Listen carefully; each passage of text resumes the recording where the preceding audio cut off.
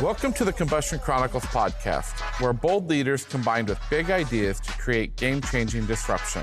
I'm Shawn Nason, your host for navigating the upside-down world of disruption. We're excited to depart from our usual programming for a few weeks to present a special miniseries based on my new book, Kiss Your Dragons, Radical Relationships, Bold Heartsets, and Changing the World. Throughout these mini episodes, I'm joined by my co-authors, Glasco and Michael Harper. Together, we'll be digging into the heartsets and mindsets featured in the book and getting real about our personal journeys that led us to launch all of this into the world. Like it or not, you've got some dragons in your life that need kissing. So pucker up and let's have some explosive conversations. On this episode, we're going to be talking about finding your swarm. And let's define what a swarm is, because I don't think most people really understand that. It's a group of dragons is called a swarm. And if you don't have a swarm, get a swarm, right? That's what we talk about here. We all need people who've got our backs.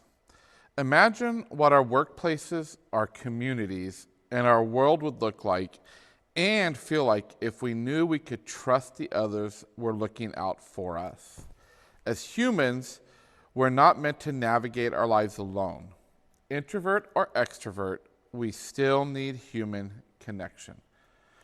And then we go on to say here, you guys, it says, we've all heard the saying, birds of a feather flock together. So finding other people who have battled and befriended similar dragons makes sense. Like a lot of other professions, the work of disruption can be lonely, and we've learned this. So I want to talk about that because there's a saying that I've heard a lot lately, that your vibe attracts your tribe, right? And I can say that because I'm Native American, so I have a tribe, right? But I want to use that analogy. When you look at my tribe as a Native American, we all kind of look the same. If you live on the reservation, many act the same. People we surround ourselves with typically in our lives have been people that, I don't want to say yes men or yes women, but agree with you, don't push you too much. That's that tribe feeling, right? A swarm is a step further than that, right?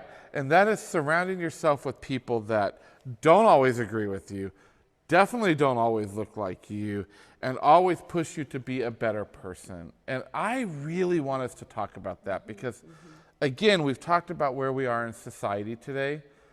Imagine if we all just did that, what a different place we could be.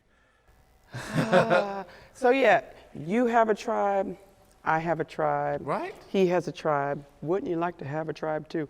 No, but it's when we start commingling our different tribes. You know, I've lived in, I think since we've met, I've lived in East and West, and so I have a group of folk, of friends in each of those different places. Sometimes they cross-pollinate. And there are girlfriends, there's guy friends, I have gay friends, I have work friends, I have work gay friends, I have people that I call my board, so that when, if I'm making a life decision or those sorts of things. But I kind of have collected a unique group of folks in my life that literally are my swarm, and there are times when they do cross-pollinate, and I look forward to those times. And it also is kind of weird too when they I feel like because I know them and that they should know each other. But for me, I just embrace the difference, and they're not all the same. Yeah, and Robin, I've had a fortunate, Michael and I, to know EJ and Kennedy. Yeah. They are definitely not your tribe; they're your swarm. Yeah. Because I have seen them push on you, right? Oh, yes. But share a little bit more about that, because you have this very tight knit group of sisters. You call them that you are a tribe, but you guys are definitely a swarm, and in the power of that personally in your life, and I know, but I just know that particular piece really well in your life. I'll headline with this. So EJ and Kennedy are my best friends. Kennedy is my ultimate best friend, and we couldn't be any different. She doesn't cuss. She used to. She used to. We've never had a cussing. We kind of passed each other. She gave it up for Lent, and then I picked it up. She has never had a drink of anything with any alcohol in it. And I might have had some this morning. And so she loves to shop. I do not love to shop. But, you know, there's some similarities of things that we have in common. And EJ kind of sits in the middle, and she is incredibly risk adverse. She is grew up, she's Nigerian, and so there's a lot of rules around how you act, what you do, that sort of thing. And there's another group of us that we couldn't be any different. And people outside looking in might think, oh, a group of all African American women. Actually, so there were 7 of us. There were only 2 of us that are African American. EJ is Nigerian and born in London. Kennedy's actually Puerto Rican. So, and you keep kind of going on and on and on, and we bring just very different experiences. And we are the poster children for truth telling, in that you are not safe. If you want to come for, someone just to give you a pat on the back and and you're doing a great job, that's not where you go. That's not where you grew. But it is 100% love. 100% love. There are times you want to, push them in, oncoming traffic, and then go rush to their aid. Yeah, and I remember a very specific time in your life where you lost one of them in the group. Yeah. And I saw you guys just come together in such a powerful way. And it really birthed this thing inside of you all that said, we have to talk more about this. Right. So we have, there were 7 of us, and now there's 6, and so one of them died during childbirth. Her daughter will be 3 in September, and actually her middle child actually just graduated from college last weekend. And when found out that she was on life support, likely not going to make it, I got on the first plane. I was in the middle of a workshop, got on the first plane out there, didn't make it in time, but we came from different parts of the country and just took up visual, and her remaining kids, her 2 oldest and the young one that survived, look, what do you need? We just, that's what we do. We come, we take over, and what didn't sit well is that in this day and age that you can have someone who could die during childbirth. And so we felt that we needed to honor her and honor her legacy and make sure that her story never goes stale, and talk about things that aren't discussed in women for women, people of color, and other vulnerable communities. And so that's when the Pink Couch was birthed, in that having these uncomfortable conversations that just don't get the airtime that white heterosexual males tend to take up a lot of the airspace on TV. And so we just start having these conversations, whether it's about equity, whether it's about human trafficking, race, suicide. We have very uncomfortable conversations in her honor, because had we known that women of color are 4 times more likely to die in childbirth, she would be alive today. Yeah. She would be alive today. She'd be alive.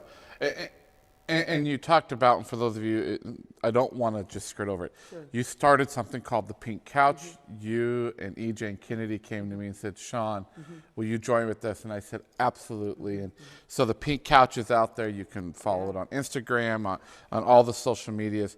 And from that, and Michael, I want to switch into this, because that actually drove something in us to do something within our organization at MOFI to really blow the shit out of diversity and inclusion. And I think that is a real powerful moment about finding your swarm, right? Because we took something on that traditionally wouldn't do it, and you were very passionate about it. And I still remember when we did the conference, the virtual conference last year, your speech, because you actually stood up and said, "I'm a racist." I am. And I remember when, and she still got this look on her face like, "No, he's not." But I think that is the power of the difference between a vibe and a tribe and a swarm, right? Because you shared very openly, and I still struggle with that, calling you a racist. Can I give the preamble of how that came to be? Yeah. We're sitting at dinner and we're talking about the conference that we were working together on.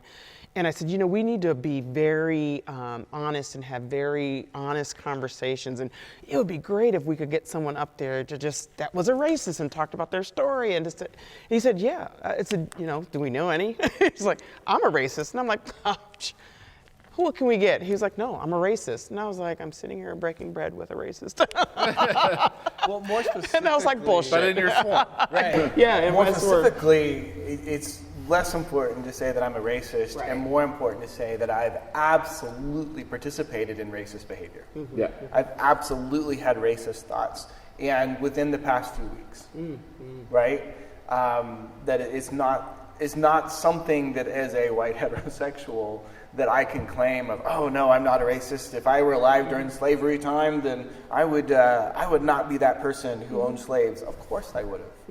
I would have gone with what was happening in the norm, because that's a lot of who I am. And I think a lot of us fall into that category. And so for me, that's the starting place for me to launch into a deeper conversation of saying, okay, I do have thoughts that are biased towards a group of people, and be it race or class or ethnographic, whatever ethnographic group we get into. But for me, that's the starting place. That's the launch pad of, if I can understand that in myself, then I have the opportunity to change that behavior through conversation, through that honest, authentic moment. And I just have to, for people who are listening to this is the guy that when we are in a group or we're planning something, the first one to raise the flag that there's too many white people in here. Mm-hmm. We need to find actively, without hesitancy, and that's where the disconnect. The person that, when George Floyd happened, and I was getting all the calls from the team, and I was like, I'm really surprised I didn't hear from Michael. And it just was more so just a surprise. And then when you and I connected, I don't know how many days later, it was, you had spent that weekend forming a barrier between the people who were protesting and the police.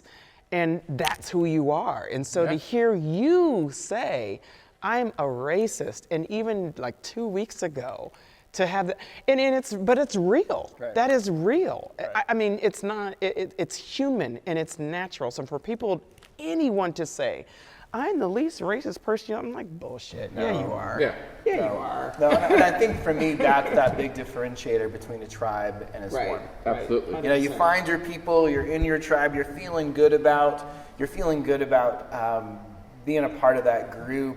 You're all, whatever it is that brings you together. Right. You're missing something. Right. It's an echo chamber as far as I'm concerned, or can be an echo chamber. Let's put it that way. It doesn't have to be, but it certainly can be. And so for me, finding that swarm is finding that voice that you're intentionally not wanting to hear in the moment, and then figuring out what you're going to learn from them. And one of the stories that was most powerful for me, it was just when you and I were together, Shawn, and I was ranting and raving about some political something, and I said, I don't understand how that person can claim to be a person of faith and believe that. And there was this pause, and you said, well, you realize he thinks that about you too, right? Yeah, okay. In my world, this is very clearly what it's like to be this, and this. And there's a whole nother world out there that I know that I need to be a part of for me to be able to be a whole person, to be a contributing to society person, to be someone that people want to be around. Yeah. Well, and I think for those of you that don't know, that are watching this and are listening to this, we're sitting inside of a church recording this, right? Wouldn't it be great if this conversation we're having right now could be happening in every church? Well, and just to be clear, in this church, this is nothing like my church. That's right. Nothing. I could walk in here and I wouldn't even be sure it was a church. Right. Yeah. Right. Or mine. Yeah. Right. Or vice versa. Right. I could walk into your church that you grew up. But that, again, that's the power of the swarm. And that's the power that again, we've talked about why we wrote the book, why radical relationships. It is this whole, and Ed, our symbolism right here, right? Like, how do we form a swarm? I think that's a good thing. And I know we're doing some learning modules around this too, but I would also say that forming your swarm is not always easy. Or quick. No. Right? Any advice you guys would give on forming your swarm? I'd love to hear what you have to say. Step one for me is that you have to admit that you don't know what you're doing in your swarm search. Ooh. Say that again. It's being a little bit snarky, but you have to admit that you don't know what you're doing in your search for a swarm. That you need to take a step back and pretend like you don't have your act together. Pretend like you don't know what you're doing, and just be open to what comes your way. Right. And I think step two then is to maybe look at your world and look where the gaps are. And then step three is to get out there and figure out how you can make connections, long-term connections with people that need to be in that swarm with you. Because anyone can have a short-term conversation. I'm the king of short-term conversations. Give me somebody in the elevator, I can chat them up, no problem. Those longer-term relationships, that's a whole different story for me. Yeah. Wow. And it's interesting for me when I think about my swarm, it is not with a conscious thought. It is with that person has an interesting story. Or I would love to learn something I know nothing at all about. And so for me, it's just, I've always had that curiosity. I've kind of gone from extrovert to introvert to extrovert in different settings, which I don't think is as important because these can be one-on-one conversations that can happen over social media or can happen in person, and Zooming these past 18 months, whatever. And so for me, it's always been, I think because I was an Army brat and I've lived in so many different places from Washington, D.C., Fort Knox, Kentucky, Denver, Boulder, the Bay Area, Danville, and now back to Boston, if I hadn't said that, and DC back again. And it's just, I've met so many different people with different backgrounds that I just don't know any different. And very similar to you, I'm like, I just crave to have just a different conversation with someone. But let's be real, that's not the norm. No, heck no. Like the three of ours approach to finding a swarm is not the norm. No. It is much easier for people to go be with people that look the same, sound the same, act the same. The community I live in is very much that community, right? And so I still remember the day that we moved into that community almost 7 years ago, and I think at that moment I had pink hair. I may have had blue hair.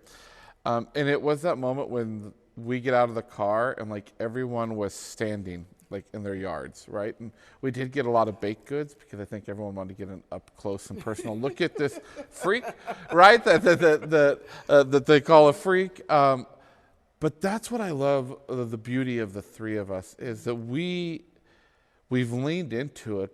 But again, I think we have to say this. It's not always easy. No. It's going to be difficult at times, and there's going to be pain in that. But when you find your right swarm, at the end of it, the beauty of it is so much more powerful. Absolutely, absolutely. And one last thing that I'll say is that if you do not have someone in your tribe, your swarm, that is a convener, because I think you're a convener, I'm a convener, you're a convener. And if you're able to, I have this person in my swarm that you need to connect to, and vice versa. You do that a lot, particularly when we were in conferences, of just kind of that matchmaker that happens, and then kind of sit back and watch stuff go. And I think having that convener that, for those of you who may not be as forward leaning in terms of finding your swarm, but having that convener who can, help make that a little easier for you, if that's not a natural thing. So, I love it. Michael, last thought around finding your swarm? Got to be open to it. Yeah. Yep, and I would ditto that. So thanks again, you guys. thank you. Thanks so much for listening to this special presentation of the Combustion Chronicles, featuring the lessons and stories behind our new book, Kiss Your Dragons, Radical Relationships, Bold Heart Sets, and Changing the World, which is available now at Amazon. If you'd like to bring Kiss Your Dragons into your life or workplace, head to ShawnNason.com, where you can check out our resource kit for teens, a free book club discussion guide, and information about self-paced and in-person training.